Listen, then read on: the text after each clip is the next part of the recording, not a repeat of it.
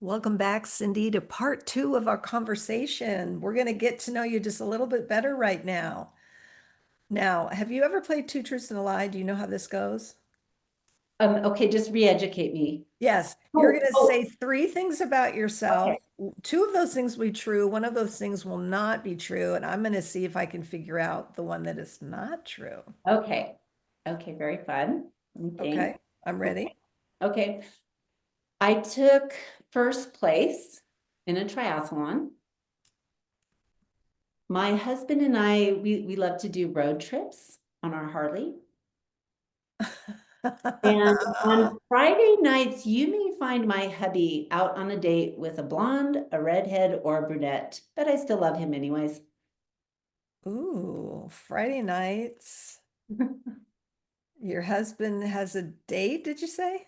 I may have a date with a blonde, a redhead, or brunette, but I still Hey, love him okay, anyways. a blonde, redhead, or a brunette. Okay.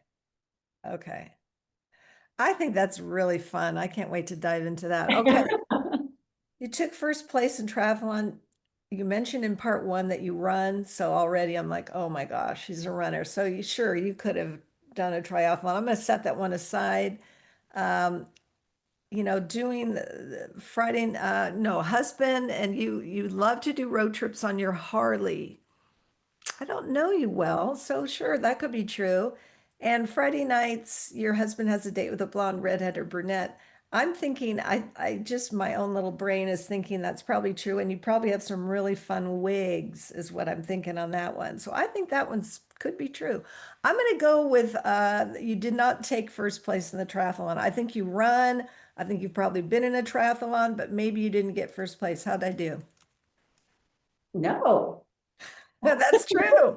Okay, let's start at the top. Okay, you did take I first place in a did. When triathlon. yeah, Wow. it was a surprise event. I was leaving to go and they announced my name that I won. I was like, what? So I did. Yeah. Wow. And you didn't even know you'd won. You do a triathlon, you do it in different sets and so a Oh, bunch I of see. people there and yeah, like on my 40th birthday. And I told my family, oh, don't come, I'm just gonna go. And so nobody was there. Oh I my just gosh. taught myself by myself. Yeah. What a fun story. Okay, do your husband and you like to do road trips on your Harley? We love to bike, but we cycle. We do not have a Harley. Cycle. So that's the lie. So you cycle, no Harleys involved. Okay, got it. Got it. All right. And so what that means is that it is true that your husband goes out on Friday nights with a blonde, a redhead, or a brunette, which I'm guessing better be you. Yeah, yeah. So, 2023, I had my autoimmune disorder came back full-fledged. We had a really stressful year, so I lost all my hair, and I still can't find it, is what I say. So I have always been a brunette. This has always been my hairstyle, what I am right now. But on occasion, we will bring out the blonde or the redhead just for fun, because life Oh, is meant to be, right? wow. That is so fun. And I just love that that you're having fun with that and that, yeah, that's so great. Oh, I What love what it. else are you going to do, right? What else Yes. are you going to do? Yes, exactly. Yeah. Okay, Cindy, what's the last fun thing you did? The last fun thing, oh my gosh, you know what? We just spent 2 weeks in Pagosa Springs. I mean, that was just like this last couple weeks. So that is amazing. We do that every year. We go away well, we go away at the end of each quarter, but this is the most extended, what we usually go for 2 weeks or more sometimes. And we really work on our business. We work on each other. We work on what we want to accomplish next year. And we rest, we have fun and ride our bikes and hike. And I love it so much because you just put everything aside and you go away and just reconnect. It's a beautiful time. Wow, it sounds really beautiful. It sounds very constructive, It right? is. You're deciding on things, you're getting things done, but then you're also in nature and you're enjoying all of these, different aspects. And then it's also purposeful at the same time. It's very intentional. I call it this, it's part of what I teach, but it's reflect, reset, and renew. So you go back to reflect on what your year looked like, you reset your mind, and you renew. And we don't do that enough. And that's why we get so overwhelmed and anxious and all the things. Oh, that's also very good advice. I'm learning a lot from you. So growing up, Cindee, who did you look up to? Growing up was interesting. I lived in 18 homes in 18 years, so it was beautiful. I love my family, but it was just an unstable environment in that I was always going to a new school. So I know I had one teacher that I really looked up to, but I didn't really have anybody stable in my life growing up. So I would say, if you were to ask me about that now, because I got married when I was 23, I'd say my husband is the person I look up to the most. He is completely opposite than me. And he inspires me every single day to be a better person, he tells me to take my gifts and go out in the world. He does not hold me back at all, but pushes me forward. And he has been the most stable person in my life. So I would have to say that, even though it's not from my childhood, but I didn't really have Fine. that in my childhood. Right. Well, of course, now I'm curious, was this a military family or? No, it was not. Everybody always asks that. And no, it was not a military family. We just, without saying too much and throwing my family under the bus, just a lot of different A situations. lot of change. A lot of change called us to always be moving. And the hardest part for me was that I never developed friendships. Right, I And bet. then I learned how to protect myself and put walls up, because why bother building a friendship if you're just going to move away? And those are walls that are very difficult to break down and see when you become an adult. I had to realize, why don't I have a lot of women friends? Women around me have friends. Why can't I just call somebody up and say, hey, do you want to go to a movie? I don't have anybody to do that with. And so I started to really unpack what happened in my childhood and go, oh, this is something I have to be very intentional about and have to learn how to be a friend. Right. Yeah. I really appreciate that you saw that there was something missing and that you um instead of just staying in the lane of, bitterness and resentment, you decided to do something about it. And now I'm gonna guess you have women friends, and so you've been able to grow that part of your life. Yeah, yeah. Right about 2018 when we became empty nesters, and so now my nucleus where I could take care of everybody in the home, which can be a distraction from making friends and taking care of yourself. I really the walls were so quiet that I'm like, Cindy Lynn, you have no friends. What are you going to do about this? And so I started something called the 52 Coffees Challenge for myself. I love to be athletic. I love challenges. I'm competitive. So I said, I'm going to take a new woman out to coffee every single week that I don't know. It could be my mom or my sister, but somebody that I don't know. Most of them are from Facebook, but you don't really know your Facebook friends. And my main thing was I just wanted to learn their story and learn how to connect and have conversations. And that just blossomed into something so beautiful. It started with one coffee a week, and then it was like 3 to 5, and then it's like, oh, this is kind of fun. Yeah, now I have a community of friends, and I know how to keep friendship too. And that's a skill that you have to learn, is how to be a good friend back, and that you have to reciprocate and be involved in somebody's life. It's Mhm. not just all about what they do for me. It's like, how can I be a good friend back? Right.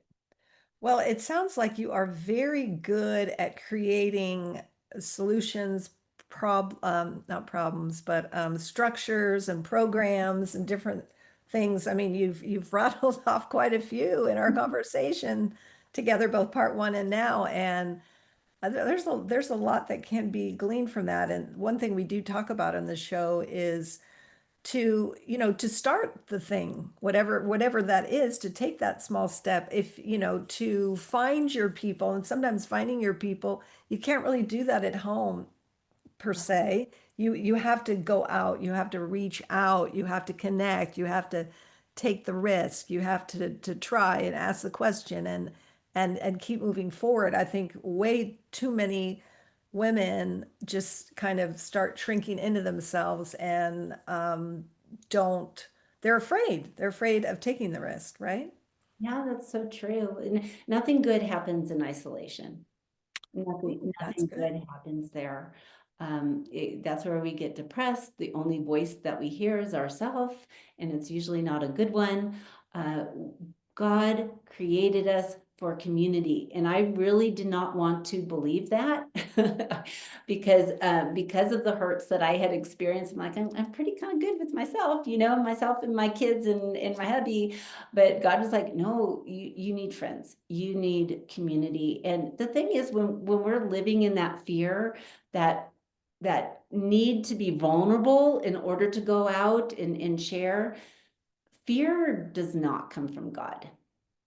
Fear is from it's our own construct in our mind when we find ourselves trying to control things, trying to manipulate things, trying to, oh, my daughter, Megan, don't go do that because this is going to happen. She's an adult, right? But I've tried to control her. That all comes from fear. When we start Mhm. walking in perfect love of the Father and start getting our security from Him, all that fear goes away. Mhm. It just does. And we're able to be vulnerable. I love sharing my losing my hair story and when I lost the wig on the dance floor, in front of senators and everything. I have all kinds of stories that are completely vulnerable and I really wish they hadn't happened. But the thing is, when I share vulnerably, all of a sudden the lady across the table goes, oh, you know what? I had this happen to me. And I'm so glad that you shared that because now they're able to lift a load off of their shoulders. And all of a Right. sudden you're talking back and forth. And that's how we build community. But somebody has to be bold and brave and go first. Right. And I'm glad you are that person and that you feel bold enough to be that person. Very important to be who we are and to be vulnerable enough to put the toe out into the Right. water and if the first one goes, it's like when you're at an event and like the first couple to dance, it's like such a big, no, I don't want to be the first one, no, I don't want to be the first one, no, I Right. don't want. Right. Right. No, let's go be the first one. And then the next thing you know, everybody's out there, they just don't want to Right. be the first one. But I Right. no, I very much appreciate how bold you and stepping into all of these concepts you are. They're not just concepts for you. They're who you are and they are the way that you live. I can see that. Yeah. Yeah. That was our moment on the dance floor, by the way. We were the ones who went first. Good for you. And he gave me the twirl and my wig flew off on the dance floor right after I lost all my hair.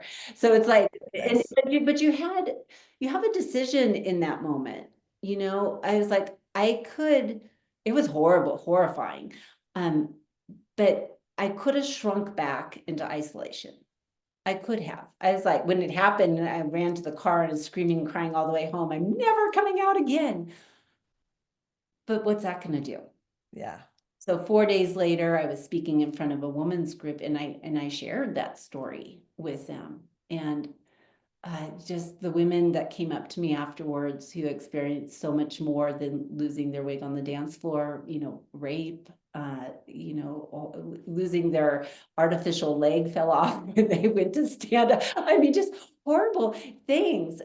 Yeah, again, it's just being willing to be bold. It's not fun, but the more that we do it and then we see how that releases something in somebody else, it just empowers us to do it all the more. Absolutely. And thank you for that.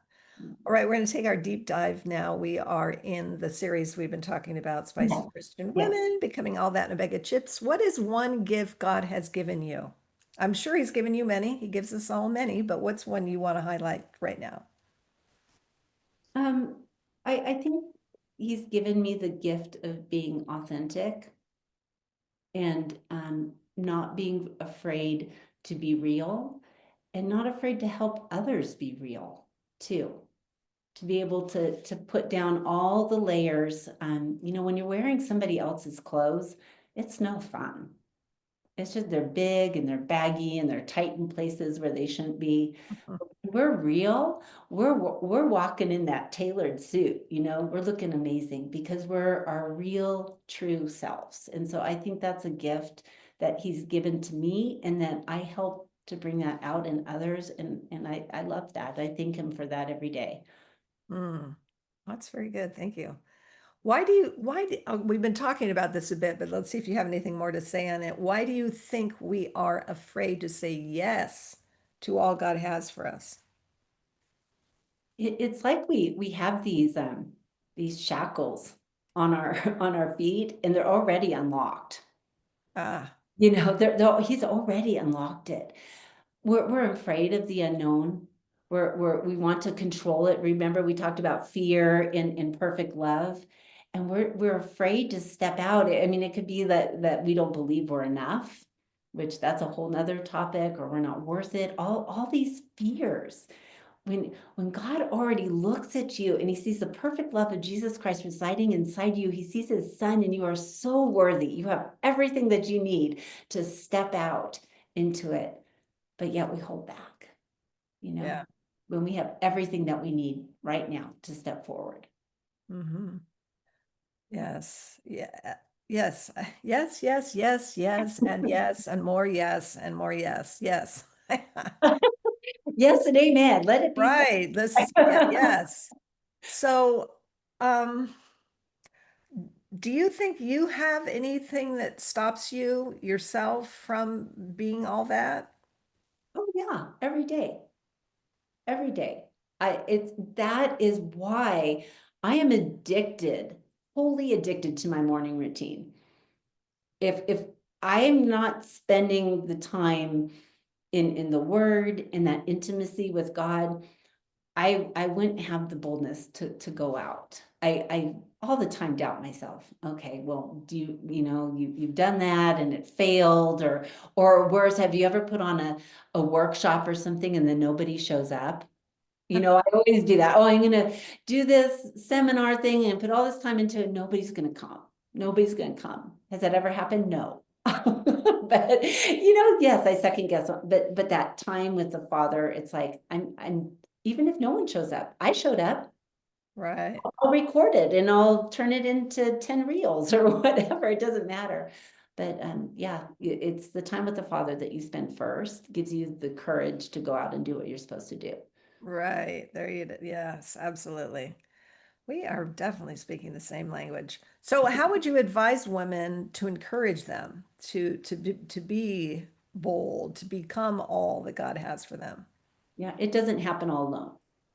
It's not going to happen with you sitting in your home all by yourself. Mm-hmm. If you are feeling isolated, if you are, I've been through the depresso mode. I've lived that before. I've lived, I told you in burnout and, trying to just serve God and pleasing people and all that.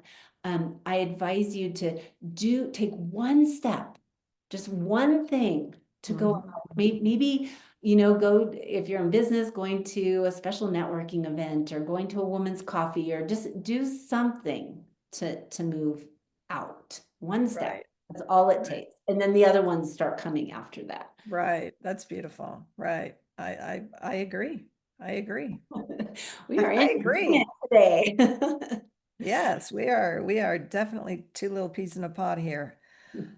Um, is there anything in conclusion that you feel like you didn't get to during part one or part two that you want to express right now?